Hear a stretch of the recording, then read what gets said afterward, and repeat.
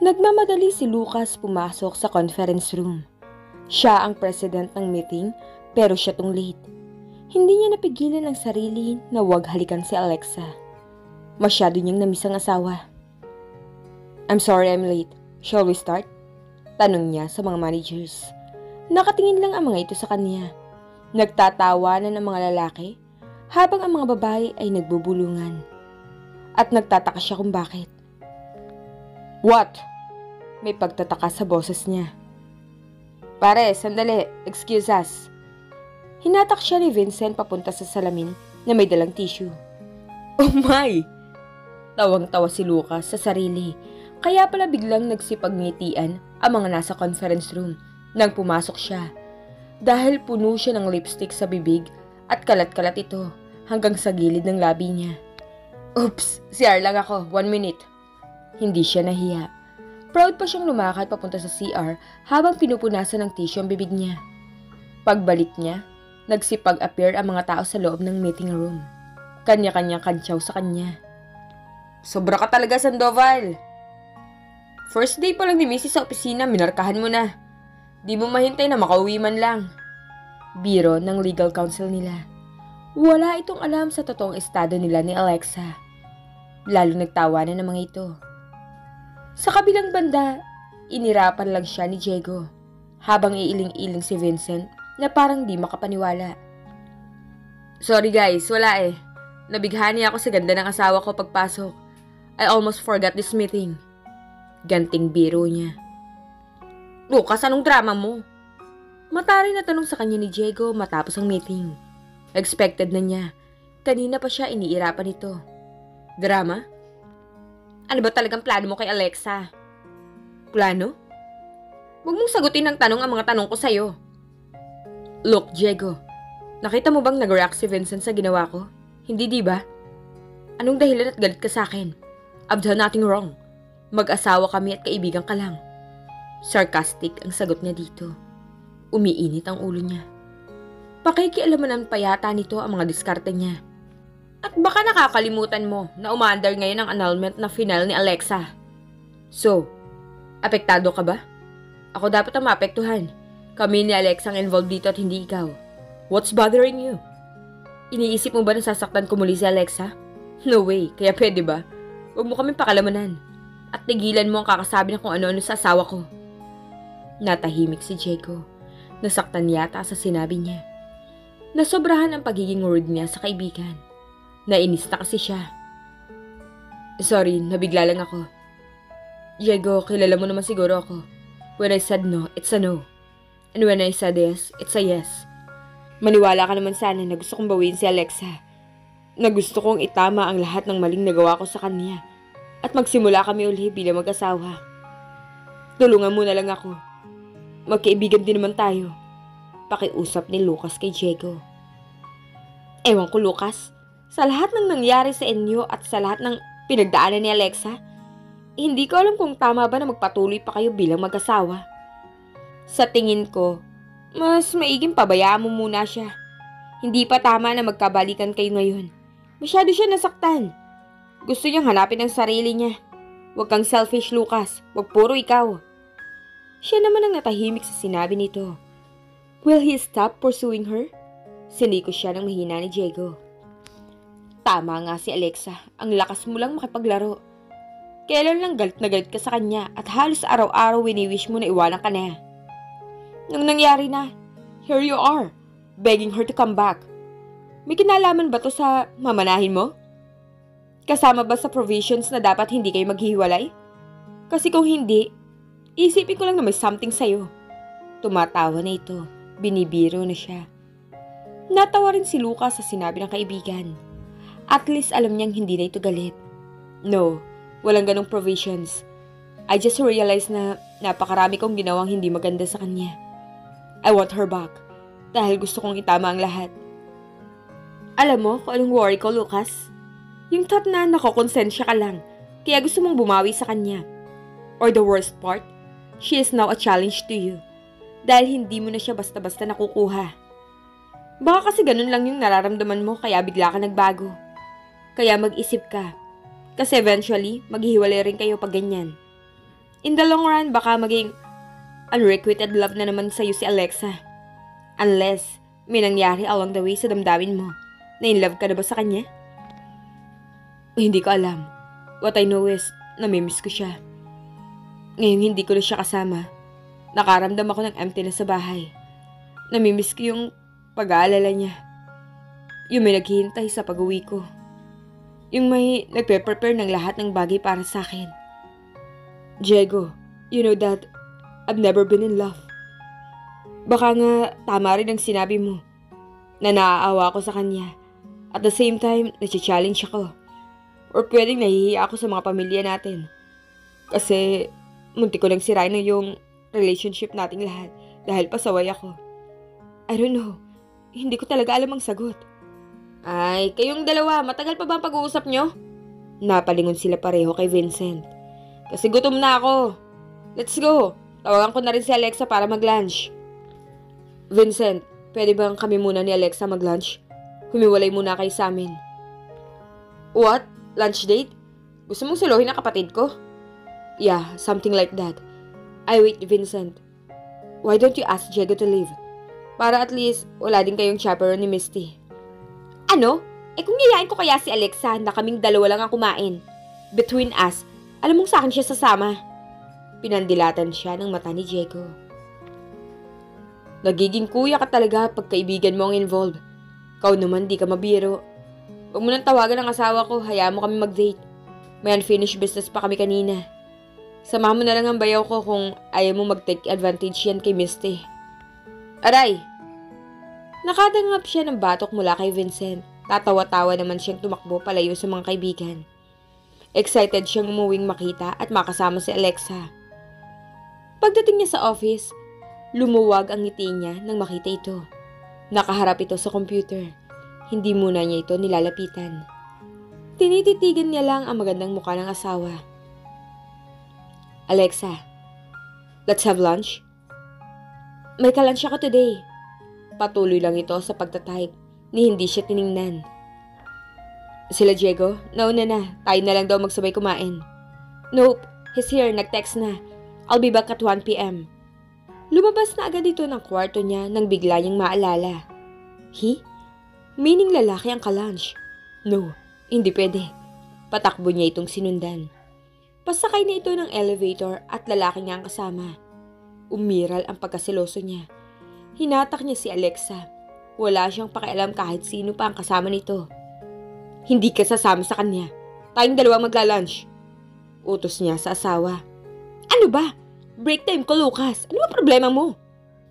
Excuse me, tinitingnan tayo ng ibang employees. Mahinang sagot ng lalaking kasama ni Alexa. Bumukas ang elevator. Wala nang gustong sumabay sa kanila sa loob dahil natakot kay Lucas. Pagpasok, pinindot nito lahat ng floors. Hindi pa rin binibitawan ang kamay niya. What are you doing? Inis na tanong ni Alexa. Maglalaro. Break time naman, di ba? Mas exciting kung bawat floor hihinto tayo. Bumukas ang 9th floor. Don't go inside, my wife is here. Utos ni Lucas sa mga tao na naghihintay ng elevator at itinaas nito ang mga kamay nilang magka-holding hands hanggang sumarang muli ang pinto. Bitawan mo nga ako para kang bata. Pagpapumiglas ni Alexa pero hindi siya pinapakawalan ng asawa niya. Ganun uli ang ginawa nito sa mga sumunod na floors hanggang makarating sila sa parking area. Nananatiling tahimik ang lalaking kasama nila. Sapilitang tinanggal ni Alexa ang kamay niya sa pagkakahawak nilang dalawa. Hanggang dito ka na lang, Lucas. Hindi ako sasama sa'yo. May importante kami pag-uusapan ni Travis. So Travis pala ang pangalan ng lalaki na ito na sisira sa pinlano niyang lunch date with her wife. Pinakatitigan niya ang lalaki. Hindi siya na-insecure pero tanggap niya sa sarili na gwapo rin ito. May potensyal na maging kakumpetensya. Hindi niya maiwasang hindi magselos. But he looks familiar. Iniisip niya kung saan ito nakita. Break time ng client ko, Mr. Sandoval. You don't have the right na pigilan siya kung saan siya pupunta at kung ano ang gusto niyang gawin. Maotoridad na sagot ni Travis. At last, nagsalita na rin ito. Right. Kaya pala familiar ang mukha nito. Ito pala ang family lawyer ng mga Claveria. Ito rin pala ang lawyer ni Alexa sa annulment case na final niya. Mas lalo siyang nakaramdam ng inis sa lalaking kaharap sa kaisipang ito ang tumutulong sa asawa para masira sila ng tuluyan. Tumingin siya sa relo at inis na tiningnan ng dalawa. You only have 45 minutes, Alexa. This is your first day. Don't be late. Pero hindi siya alis ng talunan. Mabilis niya kinabig ang asawa at binigyan ng isang halik ang asawa in front of Travis. Patakbo siyang tumalikod sa mga ito pagkatapos gawin ang kalokohan. Naiwang nagngingit-ngit na naman si Alexa. Naisahan na naman siya ni Lucas. So what happened? Why are you here? Hindi sumama sa iyo ang kapatid ko, no? More than that, may sumundo sa kanya lalaki. Oh, talaga? Kaya pala di may pinta mukha mo. Vincent, yung Travis. Family lawyer niyo yun, di ba? Yes. Siya ang kasama ni Alexa today? Single pa ba yun? Ang alam ko, you seem too interested with Travis, ha? Nako, single pa pala. Kabang ka na, Lucas. Pang-asar ni Diego. Siya rin ba ang lawyer ng asawa ko for the annulment case? Sunod-sunod na tanong niya. Lalo siyang hindi nakampante. Yes, siya rin. Tinuloy pala ni Alexa ang annulment niyo? Singit ni Misty sa usapan. Unfortunately, oo. Alam niyo, tingin ko may gusto siya sa asawa ko. Paano mo naman nalaman? Natural, madalas sila magkasama dahil lawyer siya ni Alexa. Diego, lalaki rin ako. At isang tingin ko pa lang, alam na alam ko na siya. Isa siyang karibal. What do you expect? My sister's beautiful, isn't she? Remember before? She's just a high school student, pero ang dami na nag-abang sa kanya na maligawan. Pati mga classmates natin considering na college na tayo. Hindi lang siya mapormahan kasi puro boys ang nakapaligid sa kanya. Ako, ikaw at si Diego na hindi pa naamin that time. Hay nako, pasaway ka. Pinaalala mo pa sa akin yung pagpipilit ko maging lalaki nung araw. One more thing, Lucas. Yung mata ni Alexa dati, sa'yo lang nakafocus. Kaya kahit sinong manligaw sa kanya nung college, no pansin sa kanya. From the very start, ikaw ang gusto ni Alexa. Kaya lang, dahil mapaglaro ka, sinayang mo lang. Kuya? Saway ni Misty sa kapatid. Nagiging harsh ka na masyado sa akin this past few days. Sita ni Lucas kay Diego. Hey Vincent, have you seen my Ferrari? Pag-iiba niya ng topic. Yeah, latest lang yun, di ba? Wala pa dito sa bansa. Iba ka talaga. Makakabili din ako nun. Hopefully next year. Hintayin kong bumaba ang price. Mga 20 million lang budget ko sa Ferrari. Huwag mo nang hintayin. Sa'yo na yun. What?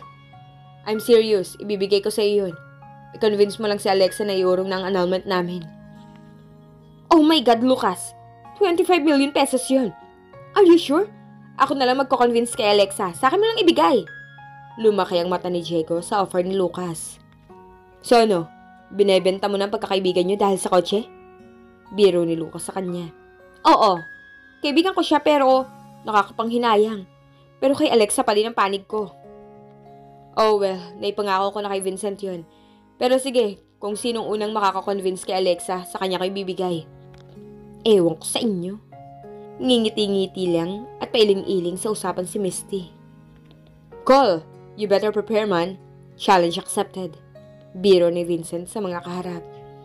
Pagbalik niya sa office, hinanap niya agad si Alexa. He was so restless about her. Alauna na pero wala pa rin ito. Tinatawagin niya sa phone pero hindi siya nito sinasagot. Ano kayang ginagawa nila? Tanong niya sa sarili. After almost an hour, dumating na rin ang asawa. Bakit ngayon ka lang? It's almost 2 p.m. Ang tagal niyo naman mag-usap. Saan kayo nagpunta? Tiningnan lang siya nito at parang baliwala na umupo sa working station niya. Kanina pa kita hinihintay, Alexa. Sagutin mo ako! Ano bang gusto mong sabihin ko? Eh kumain lang naman kami at nag-usap. Gusto mo bang ikwento ko pa sa'yo kung ano na pag-usapan namin? Mas lalong sayang ang oras natin. Ngayon kung okay ka na, pwede ba na mag-transfer ng ibang task sa akin? Nagpantig ang tenga niya. Lumapit siya patungo sa lamesa nito at hinatak patayo ang asawa. Ako ba pinag-usapan niyo ng lalaking yun? Bakit ba atat ka makipaghiwalay sa akin? May gusto ka ba sa kanya? Gusto ko lang ipaalala sa'yo na mag-asawa pa rin tayo. Kaya may karapatan pa rin ako sa'yo, Alexa. Bitiwan mo nga ako. Ang kapal talaga ng mukha mo. Huwag mong ibalik sa akin lahat ng kalokohan mo. Wala kang pakialam kung ano at sino ang pinag-usapan namin. At pwede ba? Kung sasayangin mo rin lang ang oras ko, ilipat na lang ako ng ibang department. Tila may sariling isip ang kamay niya. Kinabig niyang bigla si Alexa, niyakap at mariing hinalikan. Lucas, ano ba? Bitawan mo nga ako! Pagpupumiglas nito, naitulak siya nito at nagawang makaalpas sa kanya. Isang malakas na sampal ang dumapo sa pisngi ni Lucas. Pwede bang tigilan mo na ako? Oo, asawa kita. Pero wag mo rin kalimutan na pwede kitang indemanda. Lalo pa at nasa ilalim tayo ng annulment case. Wag mo na akong hahawakan, Lucas. Ni dulo ng daliri ko, wag mong ididikit sa'yo. Hindi na ako ang dating sumusunod sa lahat ng gusto mo. Hindi mo na pwedeng gawin sa akin lahat ng gusto mong gawin. Dahil hindi ako magdadalawang isip na idemanda ka para protektahan ang sarili ko. Galit na wika ni Alexa sa kanya. Nagulat siya sa ginawa ni Alexa. Napakalakas ng sampal nito sa kanya. Ibang-iba na ang babaeng pinakasalan. Tila hindi na niya ito kilala. Napakatapang na nito at palaban. Kayang-kaya na siyang sabayan. Ngayon, kung wala naman pala akong mapapala dito, lilipat na lang ako sa marketing. Kakausapin ko si Tito. Siya pa rin na masusunod sa lahat ng to. At sisiguraduhin ko na makakarating sa kanya ang mga bagay na to para tuluyan ako mailayo sa'yo.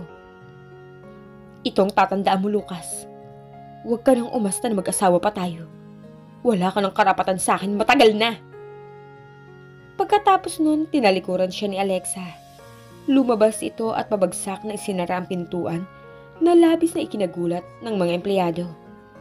Naiwan siyang nag-iisa sa kwarto. Hawak-hawak niya pa rin ang namumulang pisngi na sinampal ng asawa. Wala na. Ang layo na ng loob nito sa kanya. Wala na ang kislap ng mga mata nito kapag nakikita siya. Wala na ang lambing pag kinakausap siya. Nawala na ang lahat ng pagmamahal nito para sa kanya. Wala na siyang lugar sa puso ng asawa. Sir Lucas, nandito si Attorney Rosales. Papapasukin ko ba? Tawag ng sekretary niya. Go on. Inayos niyang sarili para harapin ang family lawyer nila. Hey, attorney, what's up? Any news? Masigla niyang bati dito. Pilit ikinukubli ang sakit na nararamdaman niya. About your inheritance, Lucas. Hindi pa matatransfer ang mamanahin mo. May problema tayo. What's the problem? Bakit hindi?